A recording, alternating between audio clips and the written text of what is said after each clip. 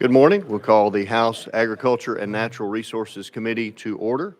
Clerk, please take the roll. Representative Fritz. Here. Grills. Here. Hardaway. Harris. Here. Holsey. Here. Hurt. Jones. Marsh. Martin. Reedy. Ritchie. Shaw. Travis. Vital. Wright. Vice Chairman Darby. Chairman Todd. Mr. Chair, you have a quorum. Thank you so much. And at this time, we'll do our prayer and pledge of allegiance. And I'll ask Representative Martin to lead us. If y'all would stand, please. Please join me in prayer, please. Lord, we come to you today thanking you for this beautiful spring morning. We thank you for this opportunity to be in this committee and represent agriculture across this great state. Thank you for each one of these members that are taking time away from their families to serve this great state. And thank you again for the thousands of constituents and Tennesseans that we represent.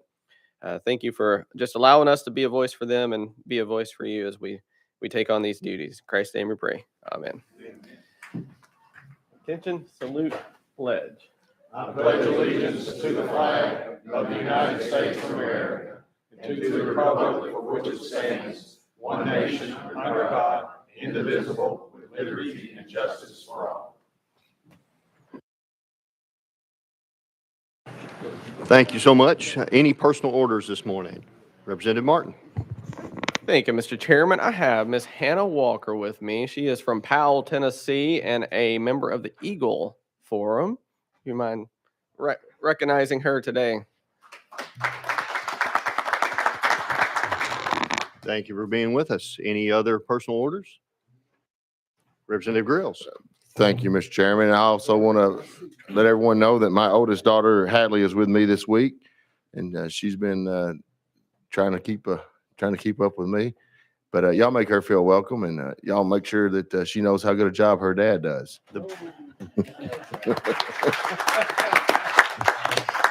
I assume she just didn't want to go to the beach this week. Of course, she'd love to spend her week up here. Let's talk about fishing in Tennessee, my favorite hobby. The fishing experience varies across the west, middle, and east regions of Tennessee, yet bass fishing is considered the most popular type of fishing. The state hosts multiple different species and subspecies of bass, each with its own characteristics and habitat preferences. Among these, the smallmouth bass is well known throughout Tennessee as the official state sport fish.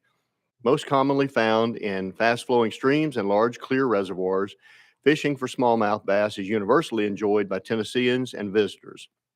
Anglers typically catch smallmouth bass ranging from 8 to 22 inches, with Tennessee holding the recognized world record at 11 pounds, 15 ounces. I can only imagine how a 11-pound, 15-ounce smallmouth would fight. With over 1.8 million anglers in the state, recreational fishing for species such as smallmouth bass allows opportunities for economic growth within Tennessee and our nation. The spending of anglers totals $742 million, along with supplying 7,000 jobs to the state, and allows economic output to be $1.2 billion. This economic impact shows the vital role recreational fishing contributes to Tennessee's prosperity. With that, I have a couple of items as we get started on our calendar. First, we have item number 4, House Bill 1734 has been taken off notice. Without objection, off notice. And then I want to go to Representative Grills. You're recognized. Thank you, Mr. Chairman. I make a motion that we send item 5 to the May 15th calendar. Second. There's a motion properly seconded. Without objection, we'll send that to May 15th calendar. And item number 1 on our calendar is House Bill 1054 by Representative Vaughn. I have a motion. Motion. Got a motion and a second, sir. You are properly before us and you're recognized. Thank you, Mr. Chairman. I appreciate everyone's patience with hearing this. You understand that it's something that, from my perspective, having firsthand knowledge about it, I think that it's something that y'all, if you're property owners, you'll soon find out. And I want to make sure that you folks know that I consider myself an environmentalist. I've got a friend that drives a Prius, so I will stand for any questions, but I appreciate your consideration, and I still think this is vitally important to landowners in our state. Thank you for that. And we certainly have worked this one a lot.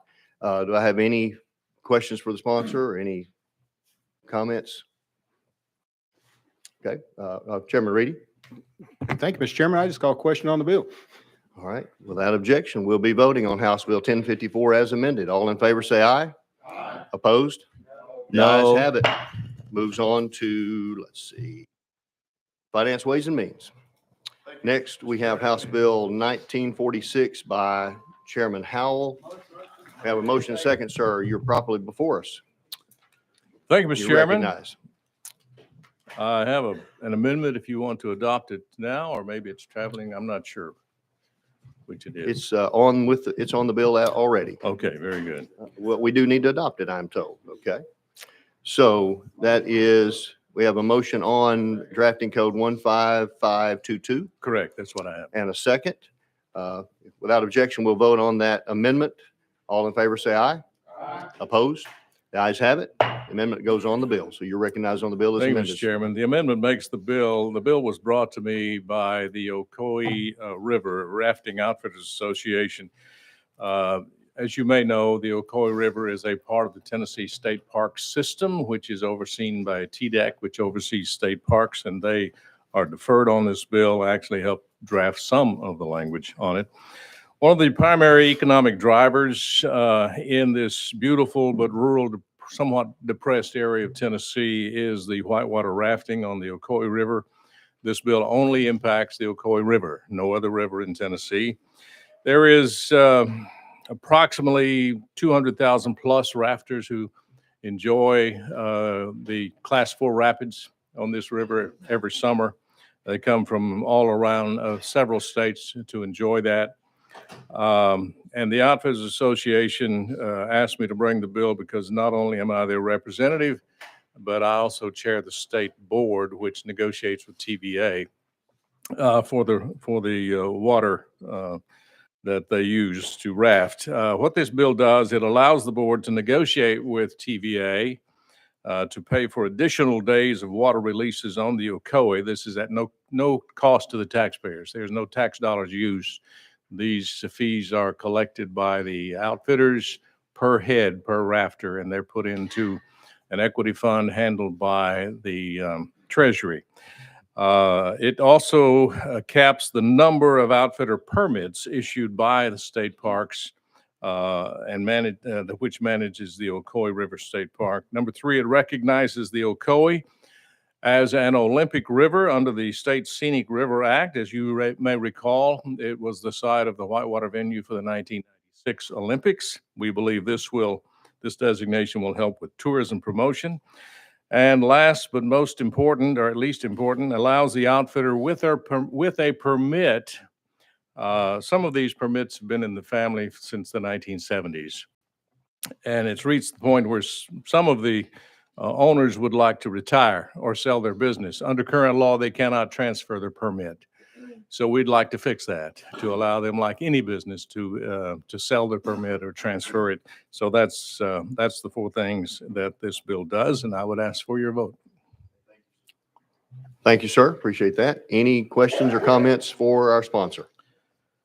Seeing none, seems like you're ready to vote. So without objection, we'll be voting on House Bill 1946 as amended. All in favor, say aye. Aye. Opposed? The ayes have it. Your bill moves on Thank to you. Finance, Ways and Means. Thank you, Mr. Chairman, committee. And item number 4, House Bill 1734 is off notice. House Bill 2343 has been rolled. House Bill 2801 by Chairman Halsey is before us. Do I have a motion?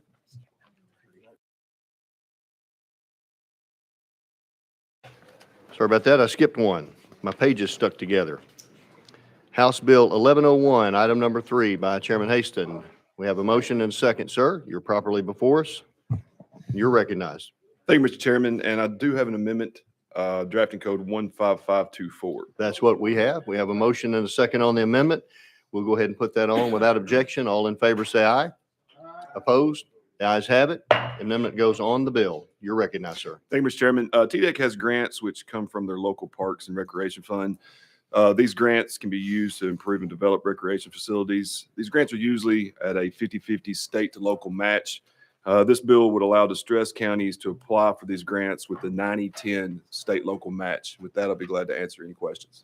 Thank you for that. Any questions for our sponsor? Representative Reedy. Thank you, Mr. Chairman. Chairman Haston, understanding your situation with Perry County, is this going to help you folks down there? Yeah, absolutely. We still have 8 distressed counties in the state.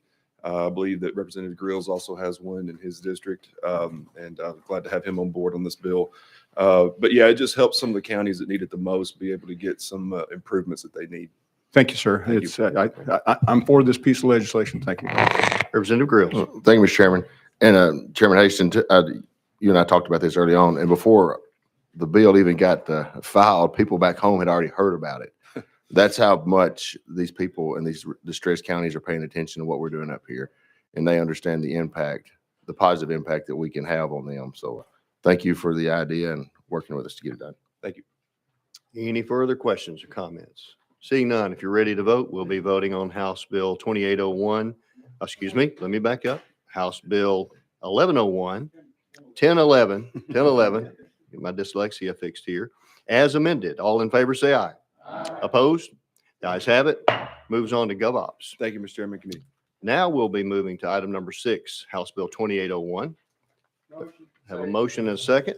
Representative Holsey, you are properly before us and you're recognized on House Bill 2801. And I see some amendments. Can you walk us through that, please? Yeah, thank you, sir. Is it okay if I present from here? Absolutely. Thank you. You look better from there. Thank you. You just can't see me as well, huh? I have an amendment 015654. Yes, sir. I see that one.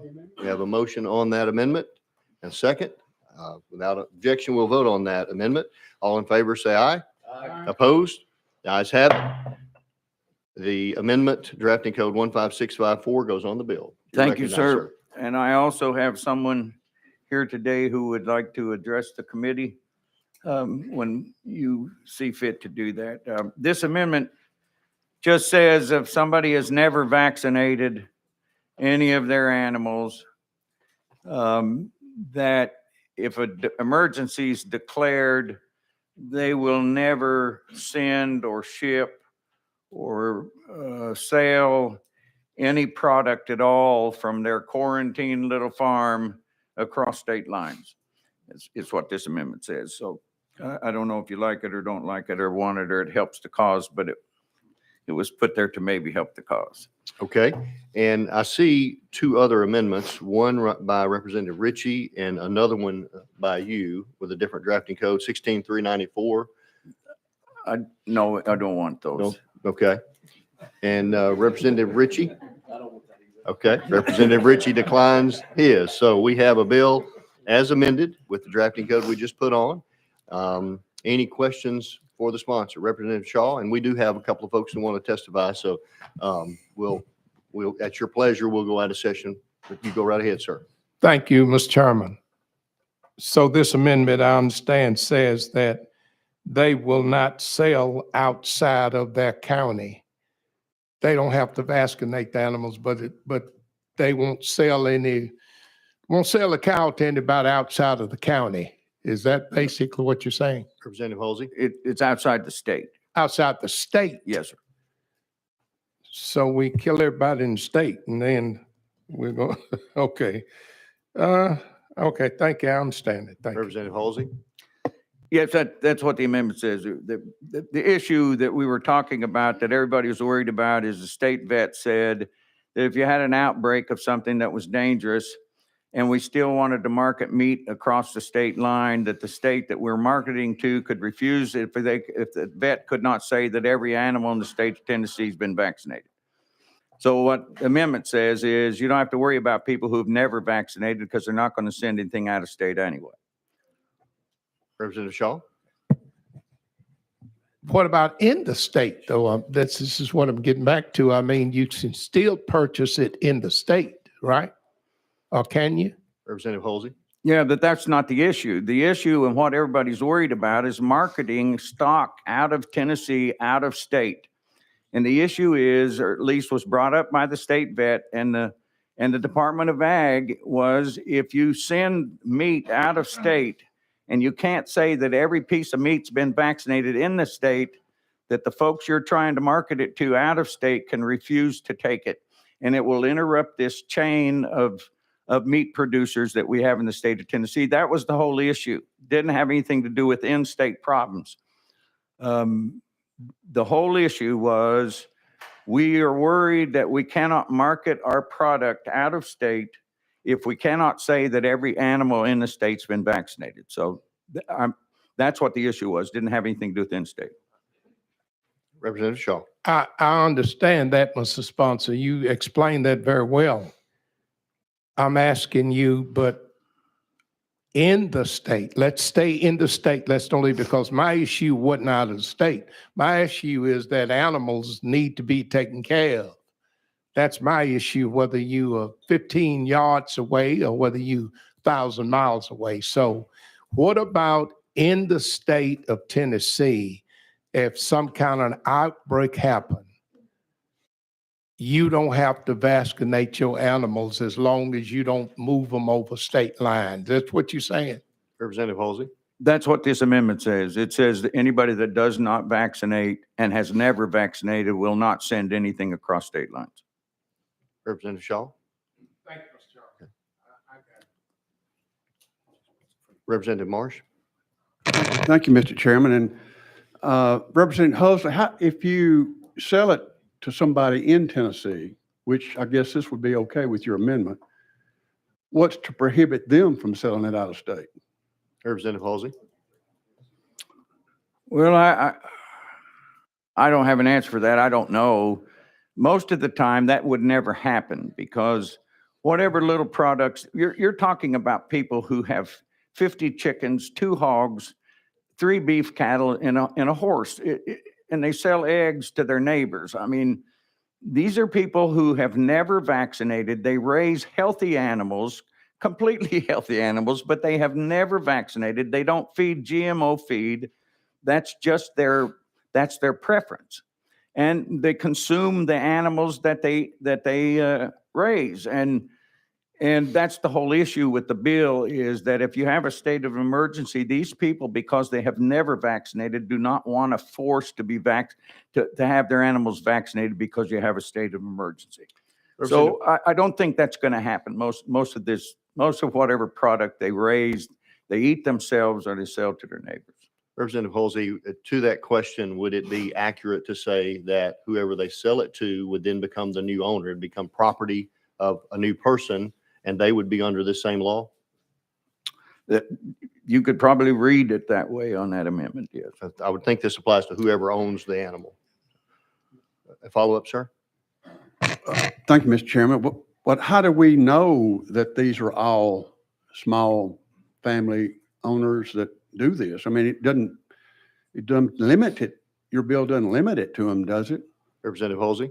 Yeah, the bill is specifically designed for people who have never vaccinated. It doesn't say what size they are, but almost all the producers in Tennessee, I suspect all the producers in Tennessee who raise hogs or chickens or turkeys or cattle to market, they sell them. That's what their job is. They all vaccinate. See, Representative Reedy is next. Yeah, thank you, Mr. Chairman. And Representative Marsh, I can give some commentary on this. It's as a beef producer. With our custom slaughterhouses, it's currently state law. So if I take that head of beef for processing right there, when I pick up the packages, it's not for resale. State law says I cannot sell it, nor can I give that beef away. To clear up the discussion as far as you just can't give it away. And hopefully that helps. The other side is, that's right, current state law says if you and Representative Grills each want to buy half of that beef, I take the live animal to whatever slaughterhouse that you want, and at that time it becomes your possession. And when it's processed, they'll ask you how you want it cut up, but it will still say not for sale. And when you take it home to your family, you still cannot give it away or sell that. Thank you, Mr. Chairman. Thank you for that. Thank you. And I don't want to miss the opportunity to hear from the public on this. We have some folks on the list to testify. If the committee would be in favor of that, Representative Grills, I'll call on you first. I wanted to clarify something. Chairman Halsey, thank you, Mr. Chairman, for allowing me to ask this question. What you're saying is if that person, if they have 10 cows and they've never vaccinated. There's nothing that would prohibit them from starting to vaccinate. They're just, what you're saying, you can't force them to unless they agree to it. Thank you. And that's exactly what this bill deals with. It says if you've never vaccinated, the state cannot force you to vaccinate because they have an emergency or any other declared situation. But it's your private property. If you want to start vaccinating, of course you can. Well, and I understand I understand your principle here. I don't understand why anybody would not vaccinate their animals personally, but I do believe that you have the right to do what to manage your operation how you see fit.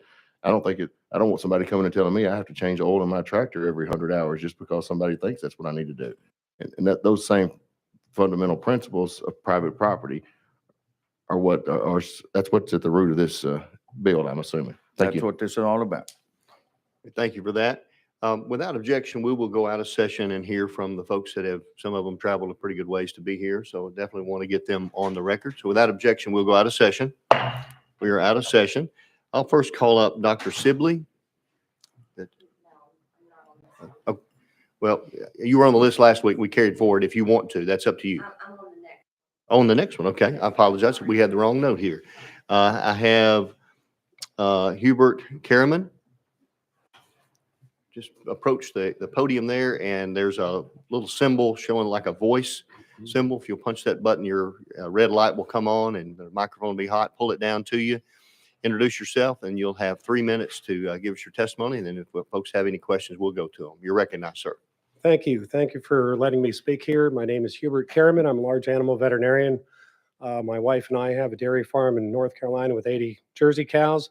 I was in practice for 20 years in Lancaster County, Pennsylvania, mainly among certified organic dairy farmers, mainly Amish. And I'm also a federally accredited Category 2 veterinarian, which means I'm available for service during emergency catastrophic outbreaks like foot and mouth disease. I also fill out and sign certificates for veterinary inspections for interstate shipment. I'm also a member in good standing with the AVMA and the American Association of Bovine Practitioners. I was recently made aware of House Bill 2801, and I find it interesting, mainly because of the 100 dairy farmers that I worked with in Lancaster County. Many didn't vaccinate, and they're commercial dairy farmers. And you were just talking about how they all vaccinate. They don't. And many did. And I'm not opposed to vaccines. I have vaccinated dairy cows to make hyperimmune plasma in substitute for using antibiotics, because with organic dairy cattle, I can't use antibiotics. I watched the March 5th hearings here, and I heard it said that not vaccinating amounts to animal cruelty or something like that because of the implications on animal health. And I can tell you that vaccines and antibiotics don't equal animal health. Animal health is based on sunshine, fresh air, clean water, dry bedding, species-appropriate diet. And if animals don't get that, which certain commercial facilities don't necessarily provide the outside access, they might need vaccines and they might need antibiotics. And people could say they're not as healthy as those that are grown outdoors on pasture and whatnot. Also on March 5th, there was a question raised about animals raised without vaccines and having needed to be vaccinated. And are there markets that would be impacted? And the certified organic rule by the USDA National Organic Program says that no genetically engineered vaccines or any genetically engineered products may be used. Just so you know, more and more vaccines are being genetically engineered, as we've seen over the last few years, especially. And so, and in veterinary medicine, they're not labeled very well to see if they're genetically engineered or not. So if an organic producer were to use that vaccine and they're a large producer, they could sustain heavy economic damages. As far as the interstate commerce, let's be honest, if there was a foreign animal disease outbreak, there'd be an immediate stop movement order. Nothing would move across state lines. And as your state vet said, and a Government Accountability Office report said, there's not enough vaccine to go around. And if there was, it has to be the right strain. And if it wasn't the right strain, it would take weeks, if not months, to make a new strain. And interstate shipment papers that I signed are based on blood serology of antibodies against certain diseases, not necessarily if they're vaccinated or not. It's nice if animals are vaccinated sometimes they're not. but it's mainly blood work showing that the animal has natural immunity or induced immunity by vaccine to whatever disease the incoming state is looking for. So I don't see that this bill does anything to impede interstate commerce that way, because it's based on vaccines, and interstate commerce is mainly based on blood serology of animals moving. Thank you, Mr. Carriman. Thank Do you. we have questions? We have Representative Fritz first. Thank you, Mr. Chairman. Thank you for coming today. Just a quick question based on your expertise. Does the vaccination, is it intended to induce that immunization? Is that the purpose of a vaccination? And if, I'll use Representative Halsey, if Representative Halsey has cattle that are not vaccinated and I have cattle which are vaccinated, is he putting my cattle at greater risk because he's not vaccinated his? Mr. Carriman. First, vaccines would, they're made to mostly produce specific antibody response in an animal so that if they are challenged by a natural disease, there would be quick antibody response and they would be protected. Not all vaccines work that well, but that's the idea, general immunology. As far as your animals being vaccinated and his not, it depends upon, fence line interaction. It depends upon people going back and forth between farms, whether something is passed or not. It depends upon their own immunogenetics of his animals, if they are inherently stronger against certain diseases and not.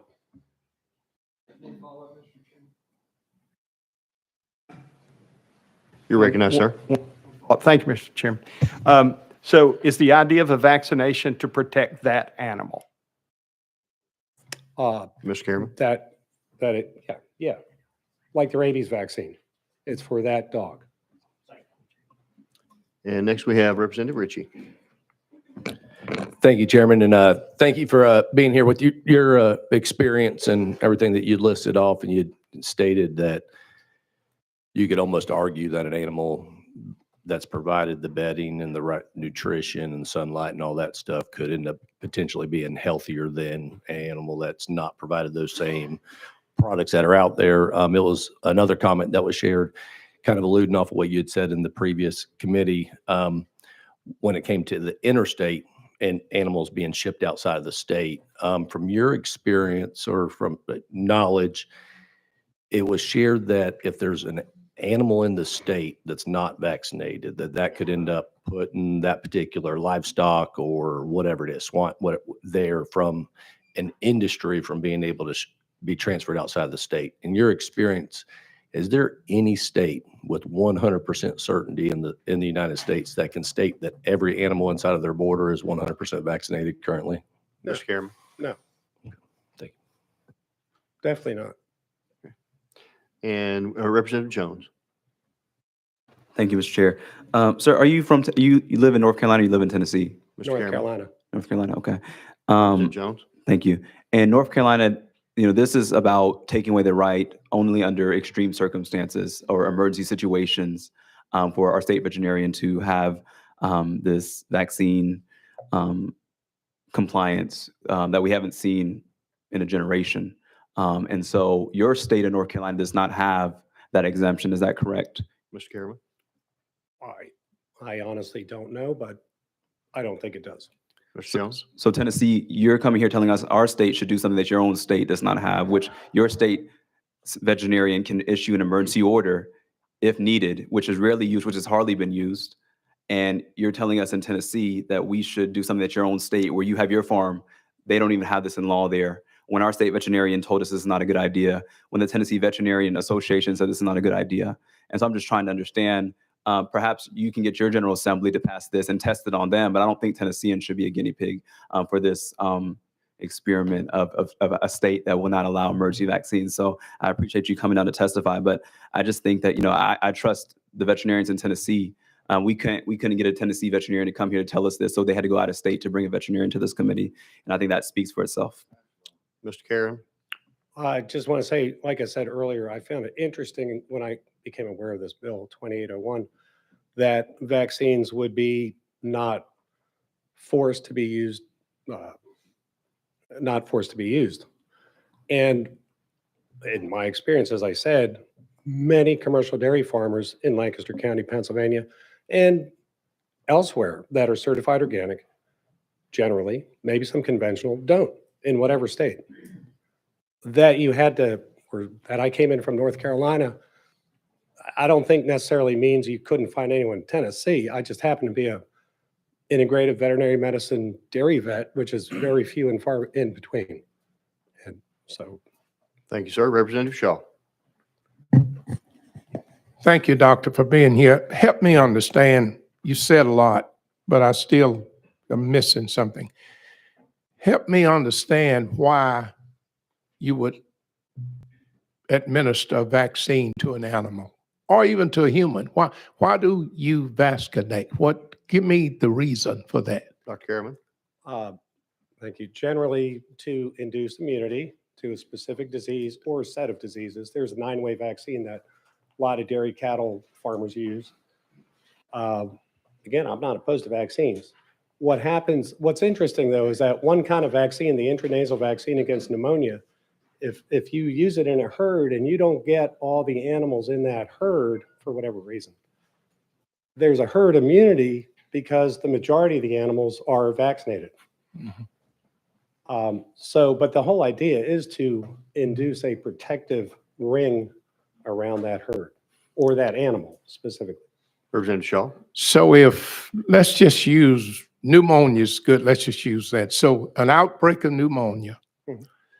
I got 10 herd. Somebody across the field got 100. Outbreak of pneumonia.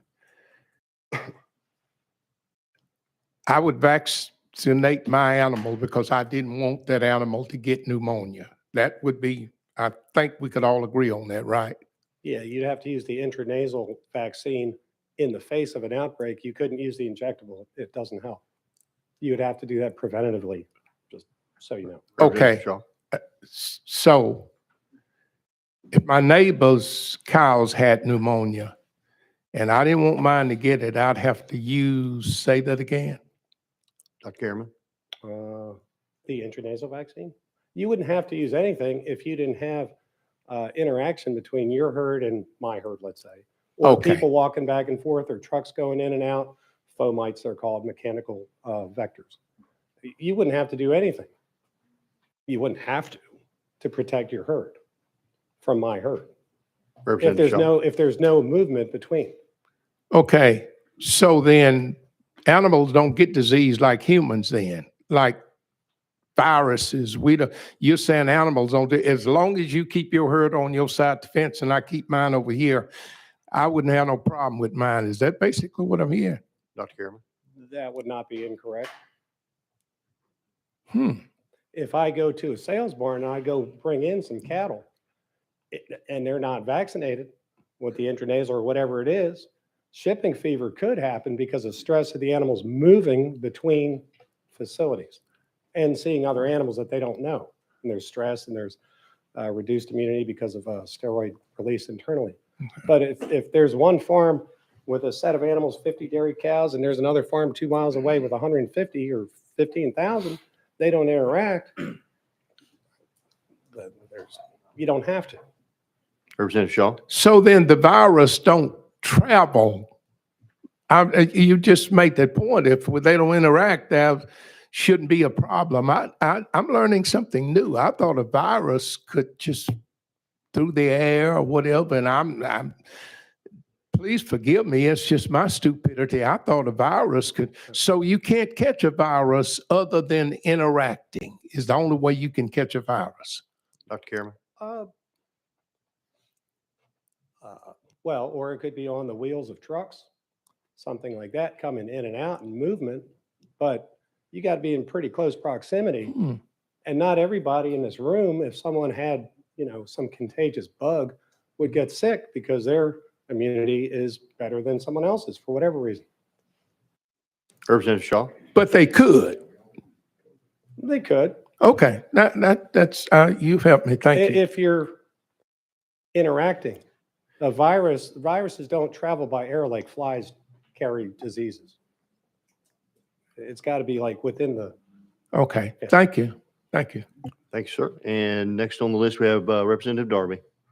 Thank you, Mr. Chairman. And Dr. Cameron, thank you for coming here today and testifying. I'm a part owner in a feed yard in Kansas, 220,000 head we normally keep.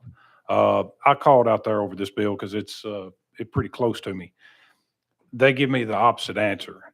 Maybe nothing that we've seen in the past that you've had to hit the nuclear button, but if we get another disease in here, Cro-Mandu from a different continent that we don't have an answer for, they pretty much told me that, yes, it would come down to each state level on how we would quarantine this.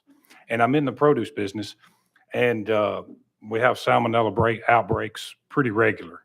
And even in the produce world, they'll clamp down on the state with wherever that is coming from, the salmonella outbreak.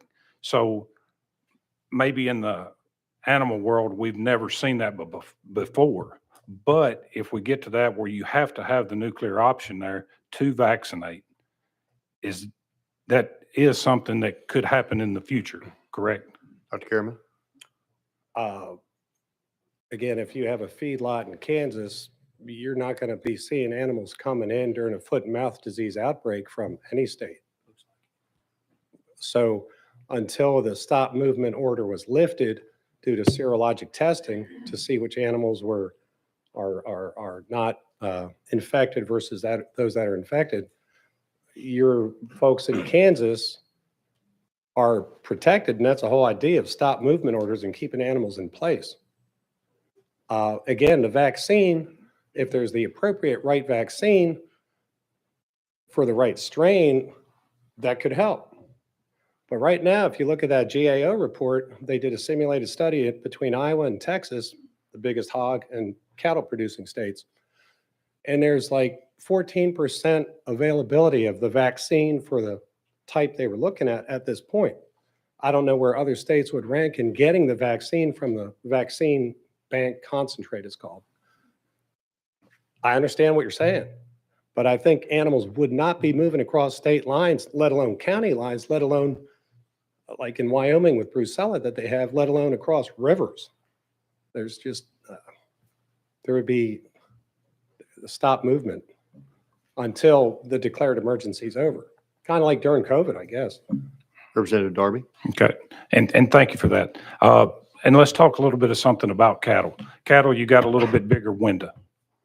You know, hey, if you add another 200 pounds, you still can sell that animal. But let's talk about swine and poultry. When they top out, what if you have a stop movement? What is supposed to happen with those cattle or those swine or poultry? That what happens there if you do have a stop movement? Dr. Well, I Cameron? think during COVID, if I remember, when there was a backup because of processors not taking animals, if you all remember that in the news, there were a lot of processors that just couldn't process animals. They were killing animals right on the farm in various methods. Representative Darby? One more question. So the stop movement could happen and it could come down to a state level? Dr. Kerriman? I imagine if foot and mouth disease occurred or African swine fever. Thank you for that. Representative Grills? Thank you, Mr. Chairman. And I had other questions I want to ask, but I want to go right back to what Representative Darby was bringing up there.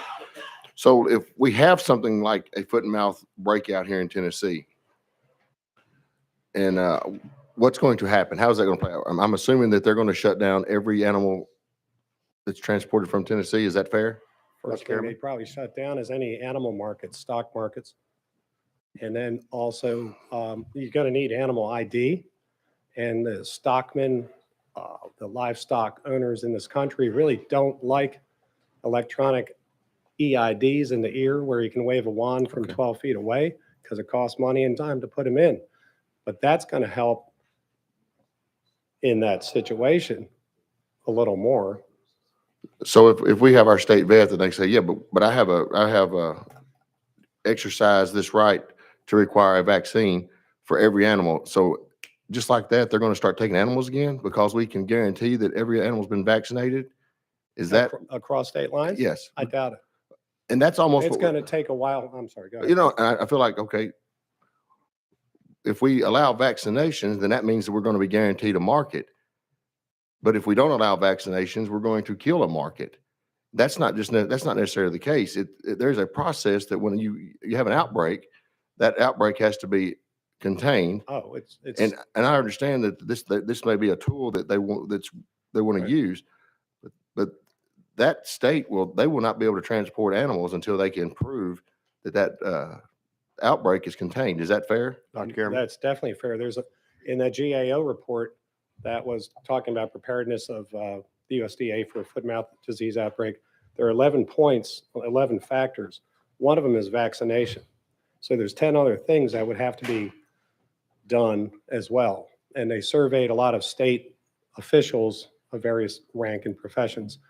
And I think it said about, there were 29, and 0 of 29 said that the vaccination would be available to be used as truly needed. Representative Grills? And I want to transition to the original questions I wanted to ask you. Will you explain the process of how the FDA, USDA approves a vaccine to be used in animals? And then, if you don't mind, explain the different types that they have on the market, whether it's live virus, the different technologies that they have to deliver that vaccine to the animal. Dr. Cameron? I'll try. I'm not a PhD in immunology, okay? First of all, it's the USDA, Center for Veterinary Biologics, that approves or gives license to the marketing of vaccines. From what I recall from veterinary school a while ago, it takes to get a statistically valid sample, it doesn't take many animals. It takes about 32 or 48 animals to be challenged versus not challenged and seeing what the results are. And it's based on serology again, that I mentioned that's used for interstate shipment papers. Vaccines can be conventionally produced going through many passages of using eggs to get a conventional vaccine like we all remember in the old days, we'll say. And then in 2005 or whatever, genetically engineered type vaccines started coming in, and now there's nanotechnology to disperse it even further into the body.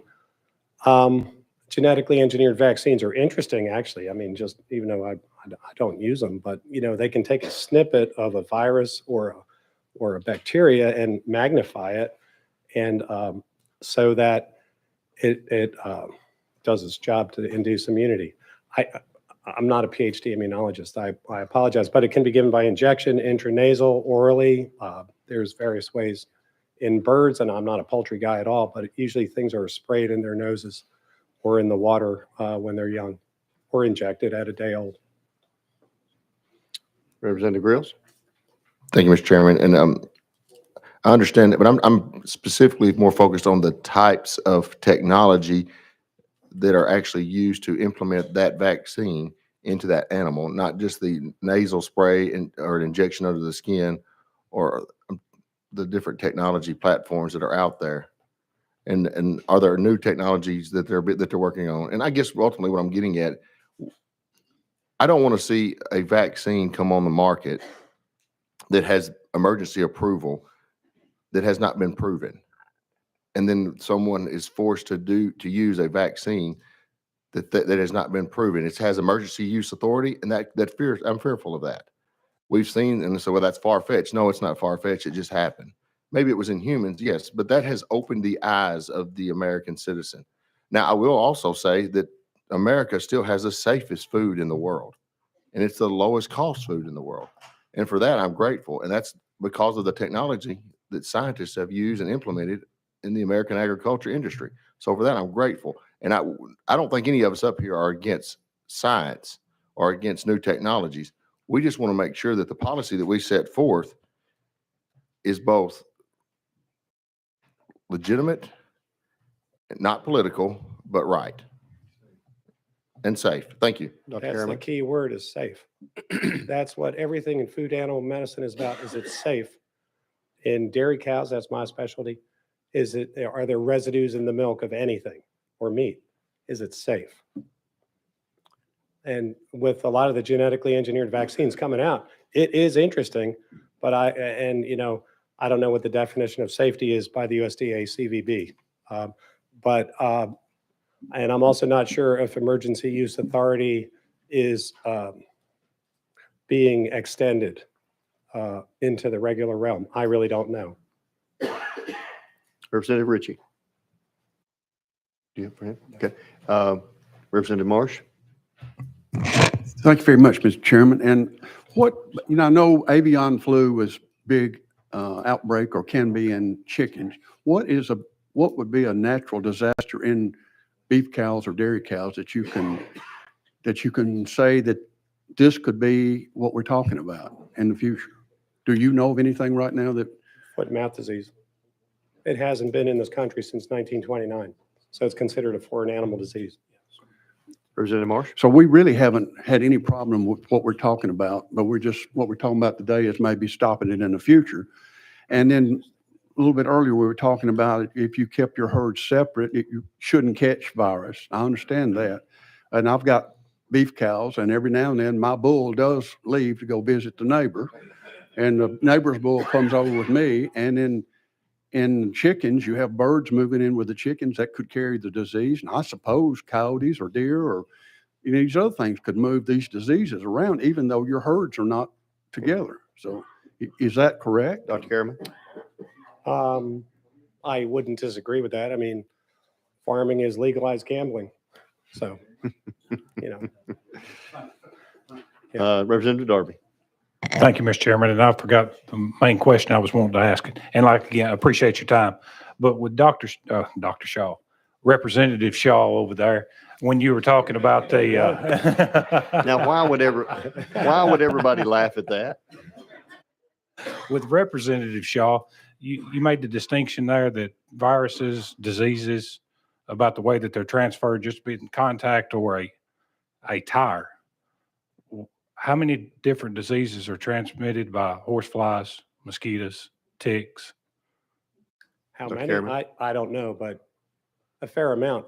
They have a certain length of distance that a fly, if it bites a cow and it gets bovine leukemia virus, let's just say that's endemic. And that fly can't, I think it's got to bite another cow within a minute or two while the blood is still wet. So it's got to be pretty close. Horse flies are only in wet areas where the cattle go across creeks. That's where our cows will get bit by horse flies. So, I mean, that's a whole ecological answer there that I'm not, but they're vectors to various degrees. But, Chairman, but to make the assumption that there's only certain things that can be transmitted, and if you've got a herd that's a mile or a couple of 100 yards away that they're safe, there's a long list of diseases that can be transmitted by insects, water, that, The wildlife, yeah. So yes. if the animals were at that point made to be kept indoors, at that point, if there was some kind of situation like you're all discussing, maybe that would be appropriate. Representative Darby. Temporarily. Yeah, maybe, Chairman, maybe it's different in North Carolina, but we have horse flies. They just don't stay in the bottoms. Don't come in the barns? Yeah, they're everywhere. Okay. They're everywhere. That's not my experience, but hey, Yes, sir. I understand. Yeah. Appreciate your time. Yeah. Thank you for that. And we appreciate you being here, Dr. Harriman. And so at this time, we have on our list Dr. Beatty, our state vet, that is available for questions. And it sounds like some of the questions that have been asked might need to be posed to her. I'll leave that up to each member.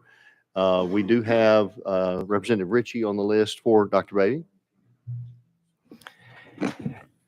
Thank you, Chairman. Thank you, Dr. Beatty, for being here. So my question, again, that I asked the previous vet that was up here, the comment was made if there was some type of outbreak or if we had to end up looking at the animals that are inside of our state lines.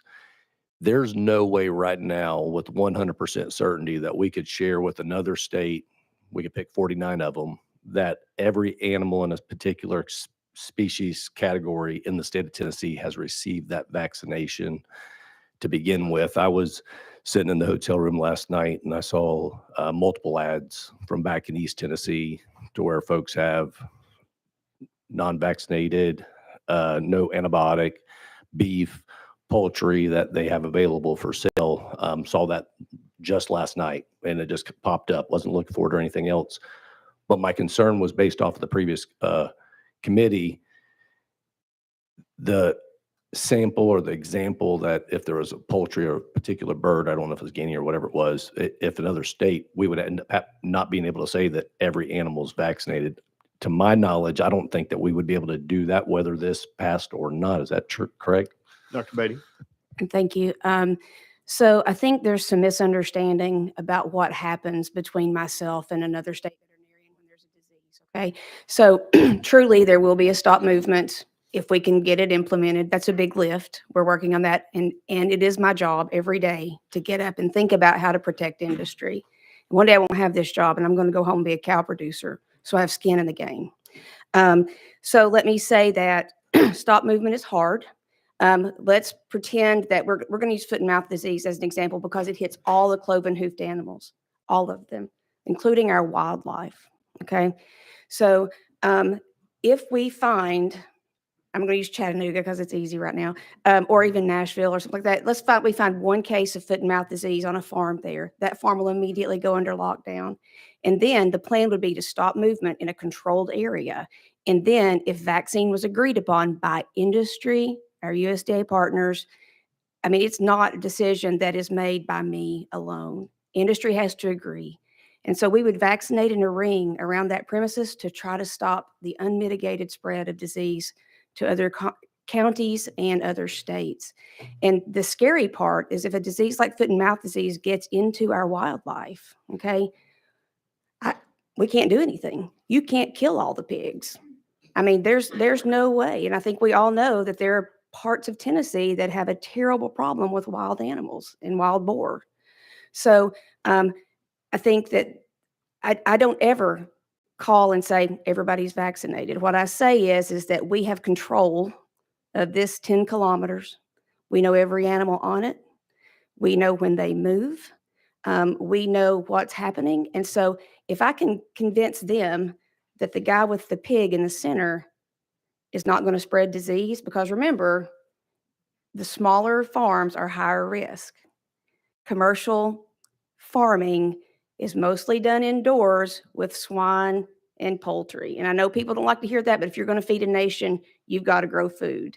And so those animals are in very controlled environments with biosecurity, and you're going in and out. And yeah, guys, we worry about the air supply in poultry houses for high path AI. Foot and mouth disease is suspected to have crossed the English Channel 26 miles on the wind, shut down England for 7 months. And so I'm from Robertson County, originally from Fentress County. And if I have the liberty to tell you what economically, or I'll just wait till I'm asked what could happen. So I want to use one county as an example because it's a number you can get your head around, hopefully. But there are 31,000 head of cattle in Robertson County. Okay. And the best foot and mouth disease is probably going to be 40% mortality. So 40% of that number, which is a little over 10,000, 12,000. I'm sorry, I have 2 pairs of glasses and I can't see what I'm doing. So and I can't change them out fast enough. But you think about that number of animals. Okay, now tell me where we're going to put those animals when they die and who's going to pay for it. Are we going to compost them? There's not enough carbon material. Are we going to bury them in a hole? Whose county is going to get that hole? Does Robertson County have a hole big enough? I don't know. I mean, I don't think so, but these are all the things that I work on every day in preparation for a disaster. And this is a tool, albeit it's one of 11, but it's a tool meant to be used in conjunction with other tools, right? And so I really would ask that we think about keeping that tool in the toolbox. I can't guarantee you all use it. And I'll give you a good example. High Path AI in Tennessee. Our industry said no vaccines. The United States poultry industry said no vaccines. So guess what? We didn't do any vaccines. And it's been a big lift, and it's been a challenge. We were basically under quarantine from some places for a long, long time. And so I would just say that there's a chance that we wouldn't even have to use it if we had some other strategies. And science is moving in a way that advances every day. But really, it's critical in that first week even. That stop movement is designed for us to get around a disease, stop the animals, and vaccinate to stop the spread. Representative Ritchie. Thank you. So to go back to Sorry. the question, when it comes to other states, we can't say 100% certainty that every animal using cattle, that every cow, steer, bull, whatever in the state of Tennessee is or is not vaccinated currently, correct? Dr. Beatty. Correct. But that is not something that another state veterinarian is going to ask me. They're going to ask me if all the animals in that zone where the vaccination has been part of the federal guidance has been done. Representative Ritchie. And then with the new amendment that Chairman Halsey added on here, preventing anybody that chooses not to vaccinate, I'm all for the individual rights, personal property. We've got thousands and thousands of families across the state that don't even vaccinate their children.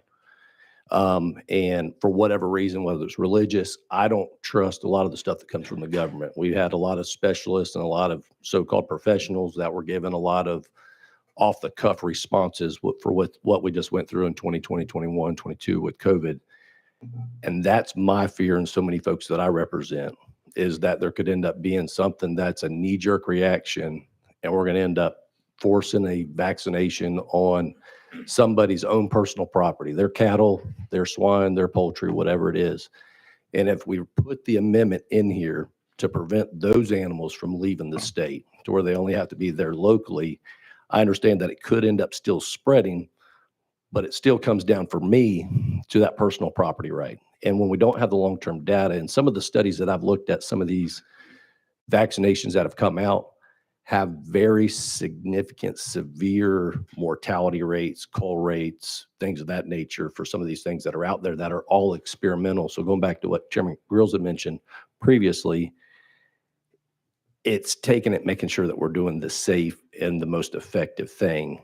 And having a knee-jerk reaction to something that's come out is where I've got a lot of hesitation of not being in favor of those personal property rights. What would what would your position be when it comes to those vaccinations that would be early on the market? Because we're talking about something that we haven't seen or we don't know what it is right now anyways. For those vaccinations, how could you see that particularly, that mandate in that particular zone using Hamilton County, like you'd mentioned? How would that end up rolling out, and what type of guarantees would end up going back to the farmer for them needing to inject something experimental into their cattle? Dr. Beatty. I think it's like anything else. So first of all, the vaccines that we have now available are not RNA platform, which I understand they're not experimental, they're not conditional, they're proven in other countries. We don't use them here for obvious reasons. We don't have the diseases.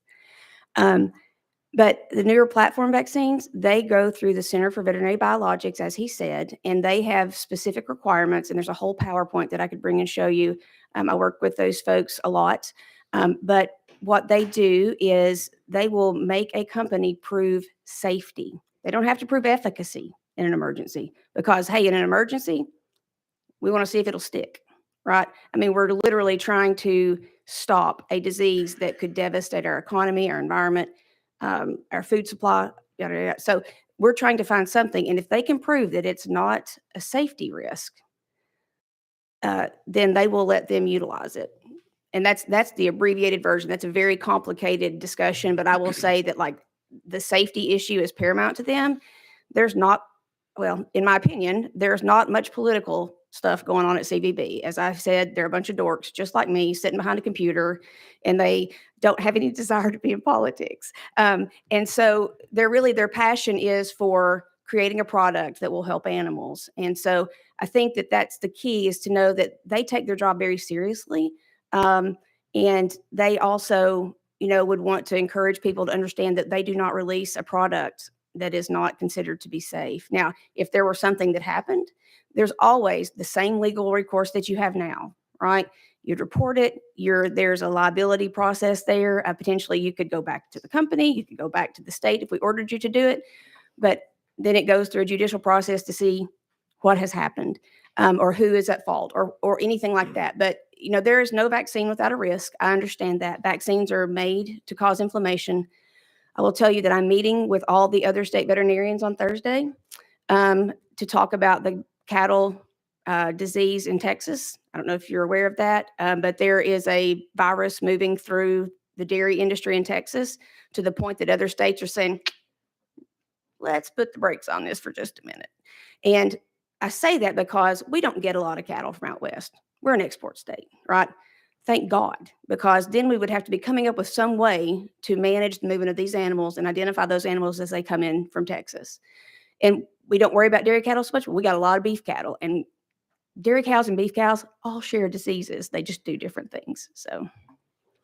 Thank you, Dr. Beatty, and Representative Darby. Thank you, Mr. Chairman. Thank you for being here. If something did happen and you did have a stop movement and you were able to, that nobody wants to touch the button, the nuclear button, the vaccination, I get that. But if you did have that and you had that in the toolbox, that would be a quicker way to get out of the stop movement. Absolutely. Yeah. The planned stop movement is for 72 hours. Okay. So you're talking about 3 days if we can all work together in a unified way to stop the advance of the disease.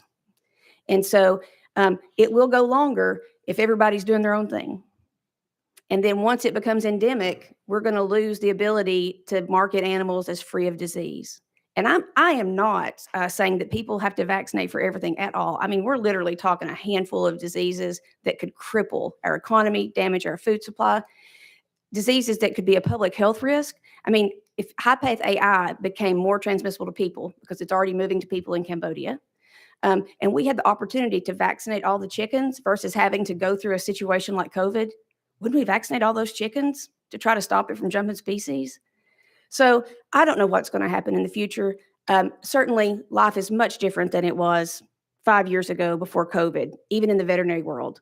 The world is much smaller. There's a lot more people traveling. You can bring diseases in on your feet.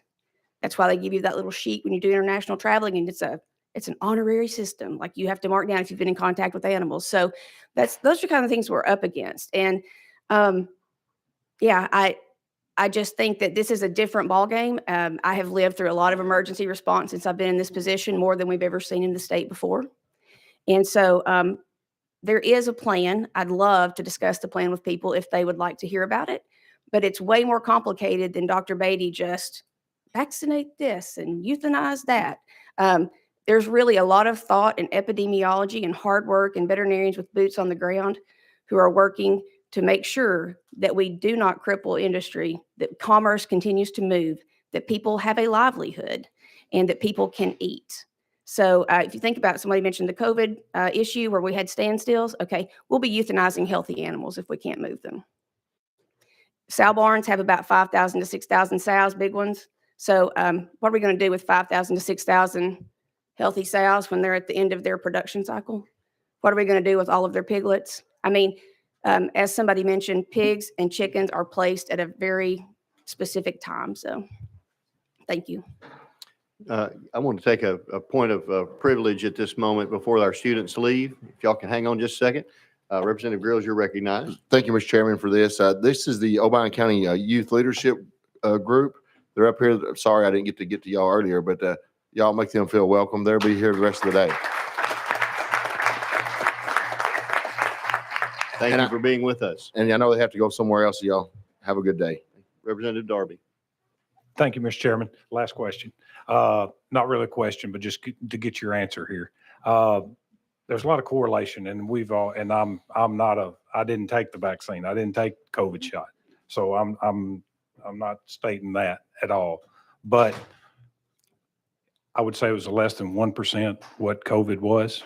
And what would be your estimates if we did have an outbreak here? I've seen or read what happens in other countries. When you have something, a magnitude of this disease, of whatever it may be, it's not one or two out there stumbling around. It's complete devastation. Yeah, and Could it you depends. elaborate? I'm sorry. Go ahead. Thank you. Excuse me. So it really depends on the initial response. So Europe is doing a great job containing diseases right now in small areas. China, on the other hand, has essentially lost all of their pork and they can't get reestablished. And I know because we are shipping pigs to China very regularly so that they can try to reestablish their genetics. Okay. So I go back to 2018 because that was the apocalyptic year for China. I can't even remember the exact numbers, but it was way over 400 million pigs that they produce in a year. And we produce about 70 million, the United States, in a year. And so by the end of that year, the estimates were that 50 to 80% of those pigs had died. There is no treatment for African swine fever. There is no cure. And right now, there is only a vaccine in development. It has not been used. So those people were a pork eating society. It was a staple of their diet. And now they don't eat a lot of pork, but they do import lots of beef, which they never did before. Now they're the world's third largest importer of beef. And that comes at a cost, right? So if I have to buy my pork from somebody else, they're going to, and I want it, it's going to be expensive. And if I have to shift my protein source, well, that's probably going to be another hit. And so I think that this bill has the potential to put us on an island nationally and internationally because people are looking at how are we responding to disease, and one animal is a threat to the rest of the population. Representative Vital. Thank you, Dr. Beatty, for being here. And I appreciate your insights. Our other guests from North Carolina, appreciate your insights. This is a very fascinating subject, especially in light of what we've been through the last several years. There are similarities. I don't think one side's right and the other side's wrong. I think it's how we proceed with caution. I do appreciate the hard work that the Department of Agriculture does, and I also appreciate what independent small farmers are doing to keep our food safe and our supplies in food deserts all over this community, both in the inner city and in rural areas. Hamilton County was mentioned as your example out of this great state. I would just say the bigger threat we have is the loss of farmland, and we'll be lucky to have any farms left in Hamilton County at the rate we're going. So I'm not going to say how I vote. I will vote in a few minutes, but I appreciate the work that everybody has done to try to find a common sense approach to this, to protect our food supply and also protect our animals. Thank you. Thanks, sir. Representative Jones. Thank you, Mr. Chair, and thank you so much for being here, Dr. Beatty, and for your work of, I guess, preparing for doomsday scenarios. That's what it seems like you have to prepare for. I know some members of this committee were not on the subcommittee, and so I was just wondering if you could explain the last time this emergency option was used, and what disease was that, and how long ago was that this, I guess we can call it a fire extinguisher, was used in an emergency situation. So actually, Brandon? oh, sorry. Sure, go ahead. The only disease where we have implemented vaccination, and it's not necessarily been ordered by this state, okay, but it has been ordered in other states, but was brucellosis. And that is a zoonotic disease. And the reason that those animals were tested and eliminated from the food supply is because in humans, it causes chronic arthritis, like undulant fever is what it's called in people, chronic arthritis, swelling of reproductive organs, abortion, sterility, all kinds of awful things. And it fluctuates through the rest of your life. I had professors who had it in vet school because there was no treatment for them at the time that they got it. Okay. And so those people had a lifelong impact of that disease. So we currently do have herds in the Western US under quarantine for brucellosis. We have eradicated it here now. And so our producers do not have to meet the burden of proof that the animals are brucellosis free to trade them because we're a certified free state. If we ever had an outbreak that we couldn't maintain or that we couldn't mitigate and we lost our status, then other states could demand that cattle are tested and that they are, they will not allow them entry. They could either, and if they're vaccinated, there's usually a little more flexibility there, right? Like people see that they're vaccinated, producers vaccinating them, and it's not for everybody. I get that. But at the same time, I think it's important to know that we've never invoked the area-wide vaccine rule here, but at the same time, it has been done in other places. They're still working to eradicate the disease out west, and we don't want it here because of the risk that it would be to our industry. And it's a slow-moving disease. Like it is very insidious. You don't know you have it. It's not something that you would wake up one morning and be like, oh, I feel terrible. You would have it for 2 or 3 months. You'd feel kind of crummy, and then you have a fever and it would hit. Thank you for that. Representative Jones? We also received a letter from a lot of folks in agriculture opposed to this, including Tennessee Veterinarian Association, Animal Care Coalition, Livestock Marketing Association, Cattlemen's Association, a lot of associations in agriculture. And one thing they mentioned was an emerging threat of African swine fever virus. Can you talk a little bit about that? That was the virus that has impacted China so detrimentally, and we are at risk of that. It is about 600 miles from Miami in the Caribbean. It can move on tick-borne vectors from birds. The soft tick transmits it. So we're constantly surveilling for that. The states where it's probably most likely to enter are the states south of us, Texas, Georgia, Alabama, Florida.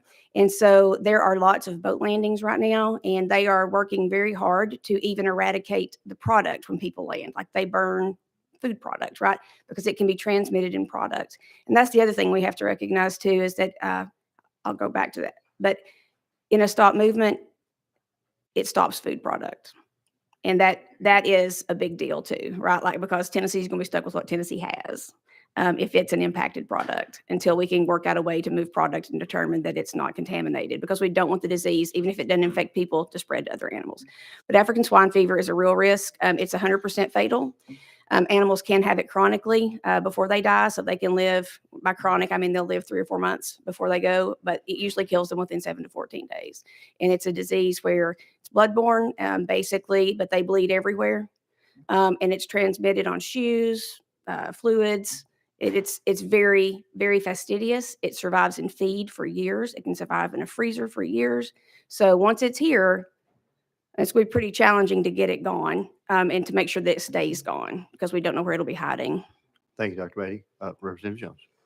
Thank you. And I guess just like a doctor, it's always good to get a second opinion. I was just wondering, as our state veterinarian, if there was any veterinary science that you may disagree with, or anything that was stated in the explanation from our friend visiting from North Carolina, if any of the science from your professional opinion that you have a different opinion on. I was just curious. Dr. Beatty? Yeah. So the airborne issue is super relevant because that is a primary cause of disease spread. There was even suggestion that it moved this time in high path AI through air during high wind events. The foot and mouth disease outbreak, again, France had it, England got it, and the idea is probably that it moved across the English Channel because it's a pretty tough virus. Organic animals, I don't have a problem with organic at all. I think that there is a market for that and a place for that, and certainly everybody's entitled to eat what they want. But I think that the underlying issue is that animals like that who are naive, they've never seen this disease before. So a whole population of animals who've never seen a disease, it's going to impact them more than it would be if they'd ever had exposure to it. So I can guarantee you that if the organic animals are not moving, then I can guarantee that if we have foot and mouth disease, the organic animals won't move until they come under some kind of compliance. And again, there is a process by which we anticipate we have to work. If somebody comes to us and says, we don't want you to vaccinate, okay, the burden of proof is on us. We will go to an administrative judge. We will explain our case and see if there is, it could not go our way. I mean, it's very possible. But there are hoops that we jump through, right? I mean, like, it's not just a one and done. So Thank you for that. Representative Harris? Thank you, Chair. And Dr. Beatty, thank you so much for being here. I do have a couple questions. I've been jotting down questions over here. Is this legislation limited to only small farms? Dr. Beatty? it is my understanding that it is not. The amendment does tend to, I think it points to small farms to exclude them, but they are the farms that are most at risk. So I don't know if the amendment is on or off. Representative Harris? And thank you. And could this bill damage our reputation within the U.S. and abroad? Yeah. Just based off of our overall quality of livestock here? I've had 11 states veterinarians write me letters of concern, especially our neighbors, who are worried that if we have unmitigated spread of disease, that their industries too will be impacted. And certainly they've expressed that they would be reluctant to allow animals to move into their states in a disease outbreak event. And again, this is all highly correlated movement. It's not a people, I mean, people could sneak them across the line, but in a control zone, veterinarians work together to help that movement. Representative Harris? And if this bill does go into law and a serious outbreak amongst livestock occurs in our state, will there be a negative effect for commerce statewide? Dr. Yes. Beatty? Yes, sir. Representative Harris? Thank you. And I will say, we have one more guest that has traveled some distance to be here today as well. So then I've got two more people on the list for Dr. Beatty, or we can go to the next guest. I have Representative Ritchie and then Representative Shaw. Y'all have questions for Dr. Beatty specifically? Since I'm a doctor, I can wait. Representative Ritchie? Go ahead. Go ahead. You're recognized. Thank you, Chairman. From a clarity standpoint, from a practical, if this ends up going to voting becomes law, and there was some type of outbreak, and then it was a zone containment, would there be anything precluding Department of Agriculture to require testing proof for any of the animals that are inside of there that are not vaccinated? Dr. Beatty? We already require testing proof of all the animals inside a control zone on a regular basis. So every 5 days, a whole flock has to be tested to make sure the disease hasn't spread to them. And then before they move, they have to have 2 tests 24 hours apart before we can say that they're safe to move. And I can call another state veterinarian and say, they tested clean. The risk is negligible. It's not gone. It's negligible. Representative Ritchie? So from a peace of mind for the other states, that's already in place, whether this passes or not. And if a farm decides to not vaccinate, we're going to know whether that particular cattle herd, poultry, whatever it is, has contracted whatever that particular outbreak is then. Dr. Beatty? I suppose that's true, but I turned down birds out of Pennsylvania who were tested because I knew that they were not following the guidance according to the can't think of a good word. Basically, all the states are working not independently. We do operate independently because my job is to protect Tennessee, but I also need to be flexible enough to work with other states. And so during the last high path AI outbreak, they had a zone where they were having trouble getting the disease under control. There's no vaccine there, right? But they did have a flock that had negative tests. And I still refuse to take them because the epidemiology of the disease suggests that we won't know for 14 days. And so there's a higher risk with certain sizes of birds. Pullets, they can test negative, you can ship them and they're going to break positive. But day-old hatching chicks are less of a risk. Adult birds are a higher risk. They're somewhere in the middle. So it's very much based on science, epidemiology, and testing because of the way diseases act, because they're unpredictable, they can change. So there's a lot that goes into it besides just the decision. Thank you for that. Thank you for your time here today and traveling Thank you, sir. 2 or 3 weeks in a row to be here with us. Thank you. Thank you. Next, to speak, we have Seth Krantz. Would I be accurate to call you Dr. Krantz? Yes, sir. Okay. Make sure the little red light's still on and just Yes, tell sir. us who you are, and you'll have 3 minutes if you want to speak or as much time as you want, short of 3 minutes, and then we'll have questions for you. Thank you. Thank you, Mr. Chairman and members of the committee for allowing me to speak. My name is Dr. Seth Krantz. I'm a veterinarian with Tosh Farms. I'm a resident of Madison County and representing the over 500 folks that we employ in Henry, Carroll, Weakley, and Obion counties, as well as the 60 folks that we partner with to raise pigs for us. Each year we raise about 1 million pigs that go to produce pork products. And I won't belabor some of the points that have been brought up already, but just to give my perspective on a few things. Today, as it stands, all authority for vaccine use is given to veterinarians and producers. Actually, Dr. Beatty has no idea of the vaccines that we utilize in our pigs, and neither does the Department of Agriculture. So all of that, we certainly have the free choice as producers and veterinarians to make the decisions we see fit. So I really think this bill centers on a future scenario that we don't know anything about, that Dr. Beatty has mentioned. To follow up on a few points that she discussed, We actually, 2 years ago, I believe, in conjunction with the Department of Agriculture and the USDA, we actually went through a foreign animal disease outbreak scenario where we tested this situation of what it would look like, what the stop movements would be. And another point to make is about 30% of the value of the pigs that we produce in this country come from exports to other countries. We are a net exporter of pork. So exports are extremely important. So in the case of African swine fever, for example, in the event that that did come within our borders, the USDA would have the authority to shut down all movement of every state in the country.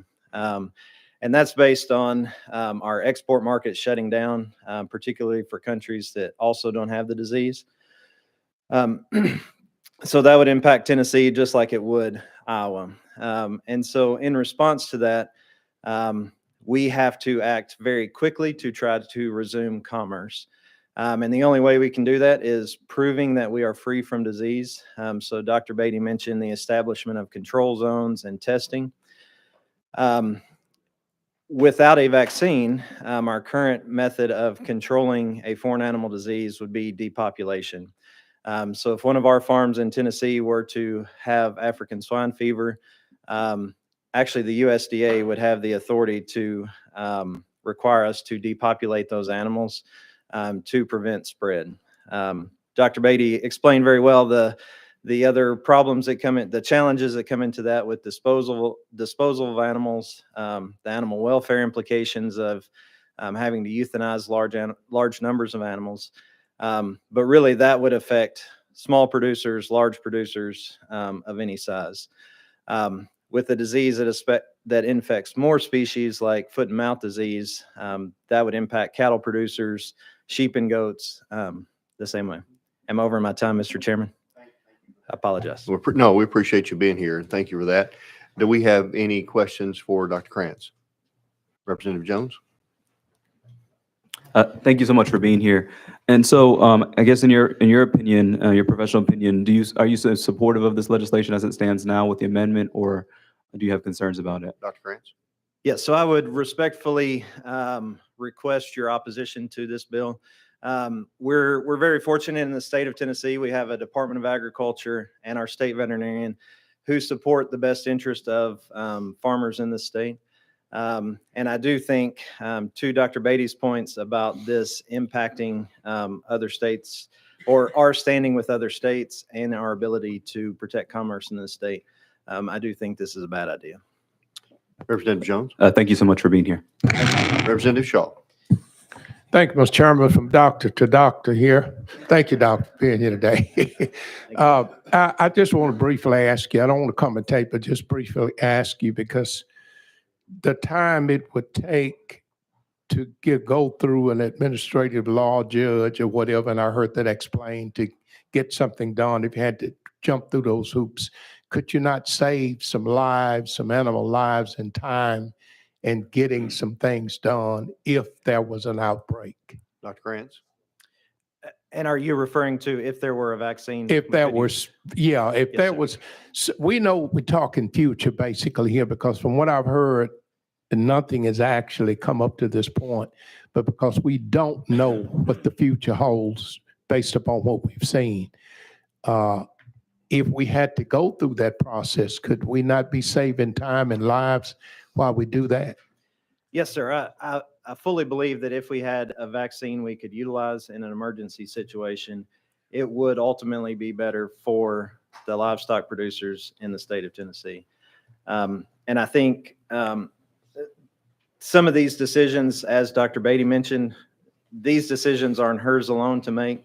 They're really not even the USDA's decisions to make. Some of these would depend on phytosanitary requirements of other countries who wanted to buy pork from us and what they would expect. We do have some examples from history, particularly in South America with their control of foot and mouth disease, where they did use vaccine in control zones as a way to limit their need for depopulation. So there certainly is some precedent for this in the world before, but today we just don't have the actual vaccine that we could use. Thank you for being here. Thank you. Thank you, Mr. Chairman. I have Representative Fritz on the list, and if we can make this really quick, because we've got to take an action on an amendment. We've got to do something on this here in just a moment. So Representative Fritz. Thank you, Mr. Chairman. Thank you for being here. Thank you to all the folks who've testified today. So you have a large herd of swine that you're the veterinarian for now, and you're at your, as you just described, ability to issue vaccinations to those animals as you and your company sees fit. So would you be at all precluded from doing that under this legislation that we're entertaining today, or would you still have that freedom to do so? Yes, I believe we would have the freedom to still do whatever we need to do for endemic domestic disease control. That would not change. Thank you, sir. We appreciate you being here very much, traveling here to join us today. And thank you for your expertise, sir. Thank y'all for the time. Without objection, we're going to go back into session. We're back in session, and we have a technical correction that we need to do. The wrong amendment has been put on the bill. Drafting code 15654 was incorrect, and so we need to reconsider our actions. Without objection, we're going to we've got a motion and a second to reconsider actions. Without objection, we have reconsidered our actions, and we are on amendment drafting code 16394. Excuse me. Representative Halsey. Representative Halsey, I need you to withdraw drafting code 15654, sir. I so do. Okay, without objection, that one is withdrawn. And that moves us to drafting code amendment, drafting code 16394. Would you like to put that on? Please, sir. Okay, we have a motion and a second. Without objection, we'll be voting to put drafting code 16394 on. All in favor, say aye. Opposed? The ayes have it. Drafting code 16394 goes on the bill. It makes the bill. Any other discussion? Because we've got about 1 minute. Representative Shaw. Thank you, Mr. Chairman. Based upon my qualifications here that have been given me, I'm gonna make a motion, move this to summer study, and we really look at it, let the experts look at what's good for us and for this state. I'd like to put that in a motion. That is a proper motion. Do we have a second? We have a second. Any discussion? Seeing none, if you're ready to vote, we'll vote to send this to summer study. All in favor, say aye. Aye. Opposed? No. The ayes have it. Move to summer study. And all remaining bills on our calendar will be rolled to next week's calendar. Without objection, we stand adjourned. We are adjourned.